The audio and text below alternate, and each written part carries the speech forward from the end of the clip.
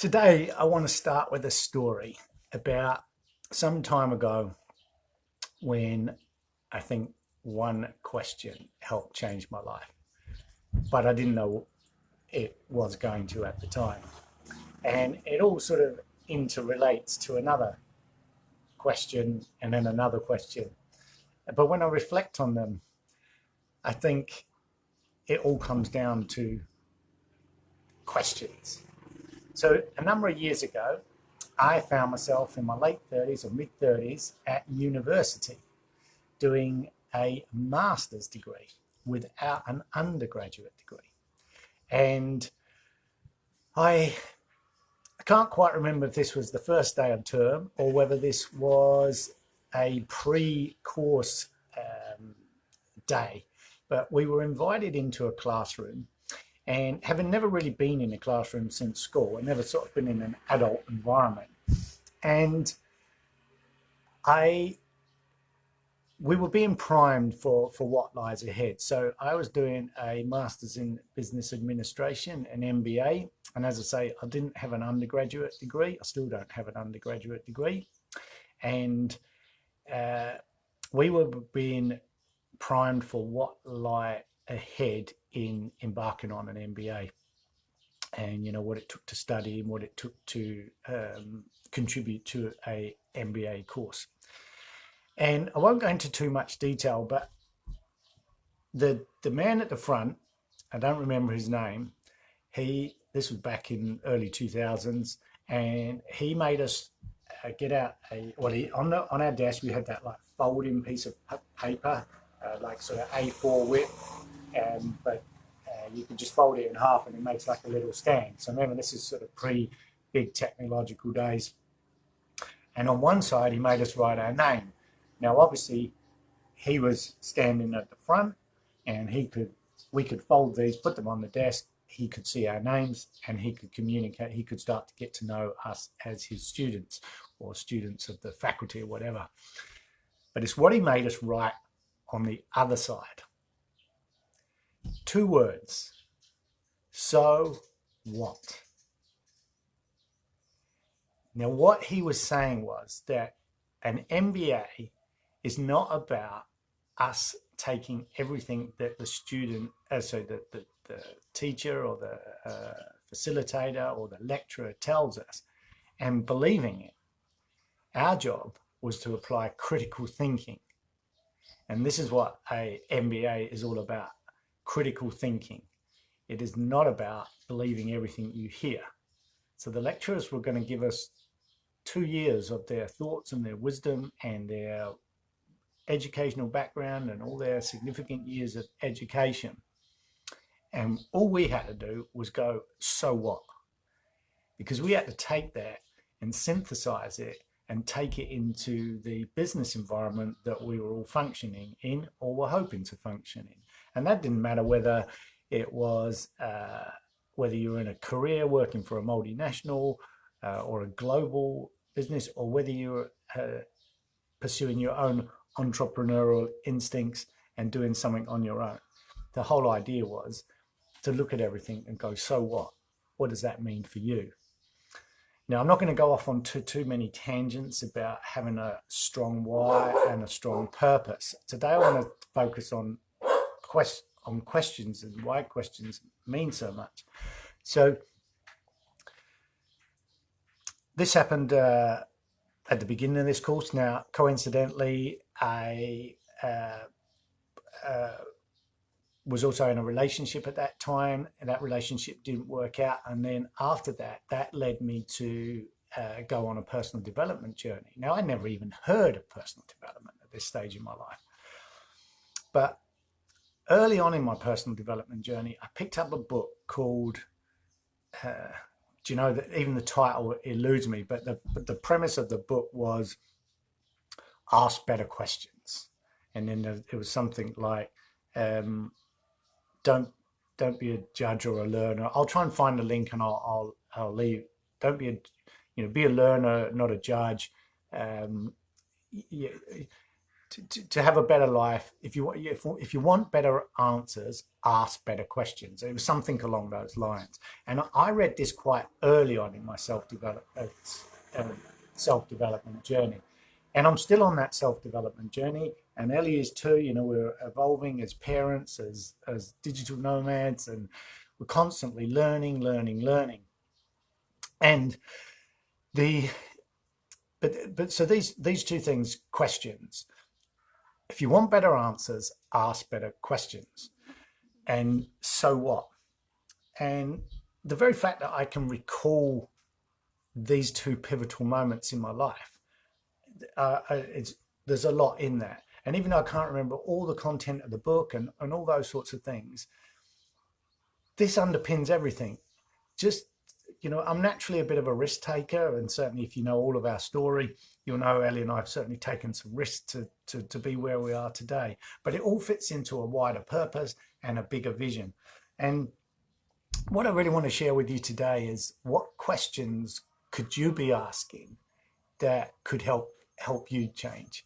So when I was thinking about this last night before I was going to talk, the question I came up with was, what if? And I had all these what ifs. What if you did a master's degree without an undergraduate degree? What if you got into this relationship? What if you got out of this relationship? What if you took this job? What if you sold this? What if you did that? And what if you had children? What if you got married? What if all sorts of things? And then as I was coming to work this morning, I was thinking about, well, it doesn't really matter what the question is, but do you have one question that you could ask yourself? One question that you could ask yourself that could have a radical transformation on how you achieve your goals. So this isn't about not saying whether you're happy or not. This is just putting yourself in a position, whatever you're thinking about, whatever you're challenged by, could you apply a question, one question, and change the paradigm? In our case, property is no longer part of our portfolio. I grew up thinking that was the only way I was going to have a safe and happy retirement, that property was going to be part of our mix. Well, circumstances change and property is not part of our mix anymore. Now, whether it will be in the future remains to be seen, but it's certainly not in the way that it was set up. So the question is, what if property is not part of your future mix? What else could you do? How could your life get better? And we're working those answers out. And so applying that, what if, so as I evolved this thought, so I was thinking it's more around what if I, and then fill in the blanks. Or it could be, what could I if, and then, what if I had a different belief? What if what I thought was true is not true to me? How could my life be different if I was thinking about it through a different lens? And this comes down to the premise of the ask. Yeah, if you want better answers, ask better questions. Because the premise of the book is that at any moment in time, are you in learner mode or are you in judger mode? And what happens, if I can explain this from memory, is that that's two paths. If you imagine the fork in the road and you've got a choice, do you go left or do you go right? There's a fork in the road, and one is the judger path and one is the learner path. Now, the judger path is jumping to conclusions about how this situation may unfold, jumping to conclusions as to what this path may mean, jumping to conclusions because this person is this color, or jumping to conclusions because this person comes from here, jumping to conclusions because this person votes for this, jumping to conclusions because this person said that, jumping to conclusions because I felt this, jumping to conclusions because this happened last time, jumping to conclusions because that's judger mode. and it may or may not be best serving you. Whereas learner mode says, what else is going on right now? What else could be happening down this road? Why is X person behaving this way? What's happened in their life, that made them say this, do that?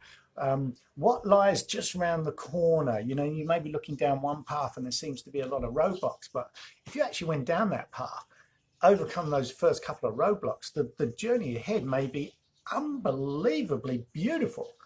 Whereas the path that looks easier is actually just a constant mini hurdles. That is just you're constantly going over and over and over these mini hurdles, and you never get to the promised land, or you never get to the grass is always greener. So, and you know what? The grass is always greener. Whatever you're doing, the grass is always greener. So, but bluegrass is okay too. So, what if you lived on bluegrass? I'm completely making that up, but the whole point is if whenever you find yourself in that dilemma about whether you should or shouldn't, ask yourself, are you in learner mode or are you in judger mode? And what that could do to what they could do to the outcome of this thing. So listen, I'm going to keep this fairly short and sweet at the moment, and wrap it up there. But as I was thinking about this, it reminded me of, I believe there's a poem called If. I thought it was What If, but it's actually If by Rudyard Kipling. So I thought I would finish with a poem, and this is what I came across.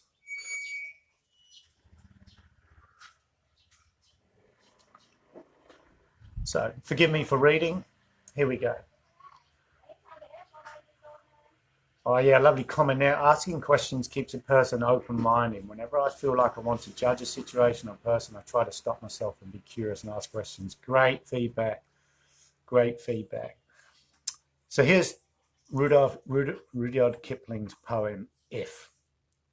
If you can dream and not make dreams your master, if you can think and not make thoughts your aim, if you can meet with triumph and disaster and treat those two impostors the same, if you can bear to hear the truth you've spoken, twisted by knaves to make a trap for fools, or watch the things you gave your life to broken, and stoop and build them up with worn-out tools, if you can make one heap of all your winnings and risk it on one turn of pitch and toss, and lose and start again at the beginnings, and never breathe a word about your loss, if you can force your heart and nerve and sinew to serve your turn long after they have gone, and so hold on when there is nothing in you except the will which says to them,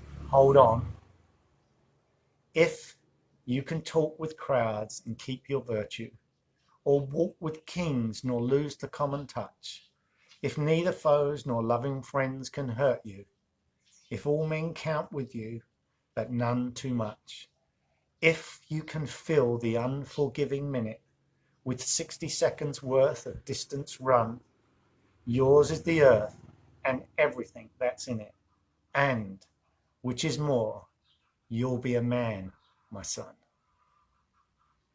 Okay, signing out, Colin Clapp, Parenting Passports and Profits, trying to help parents spend more time with their children in all sorts of ways. Let's talk more. Till next time. Love you all. See you next time. Bye now.